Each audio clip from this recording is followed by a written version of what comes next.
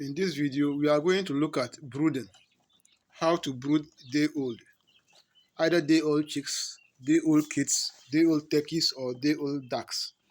But in this video, what we have in our video are day-old chicks, day-old kids. They are guinea kids. They are basically 3 days old. Now, we are going to concentrate so much on the structure, that is the box. In our part of the world, we use we popular call it is popularly known here as motor box. Motor box. When they remove motorbikes, this is the box that is left. Now, it is cost effective, unlike building a cage. This one, within a very short time, you just go and then buy and then come and then wire it. That when you bring it to your farm, you need to wire it. Now, the wiring is done in two forms. It's done in two forms. Either you put, in my case, either I put two bulbs, two lamp holders that will hold two bulbs, or I put one. If I'm going to put one, look at where my hand is.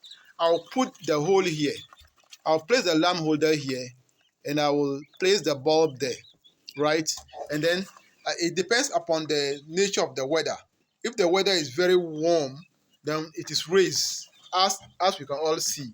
If the weather is very cold, then I'm closing it right now. Then it is closed like this. You close it.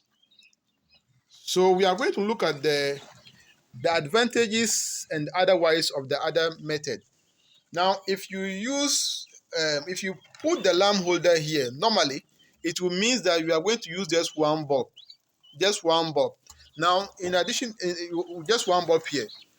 Now, when you do that, again, it is regulated as I indicated earlier on. So when you do that, this is where we have the water. The water tools, there are two, because of the number of the birds inside. Actually, I'm keeping these so many birds here for a reason. I'm going to take them to different places very soon. So when you look at this one, if you use just one bulb, and then there is the water tools inside. When the water is very cold, you are tempted to close it completely. However, because of the water, and then the heat, because we have one bulb normally, and then mostly here we call this one onion bulbs. They are into about 40 watts, 60 watts, and then 100 watts. And then I prefer 60 watts. So when you place the bulb over here, and then you keep the water inside, and the water is very cold, and you close it completely, normally the heat of the bulbs reacts with the water, and there is humidity. There will be humidity, and this humidity may kill the birds. I've tried this one for a long time, and then finally I switched to this method. For this one, once you use two bulbs, right? When you use two bulbs, there is no way you will compelled to completely close it. I use two bulbs and I use 60 watts. No matter how cold or warm the weather is, it is regulated. Look at what I'm doing. I've partly closed it. You can also raise it.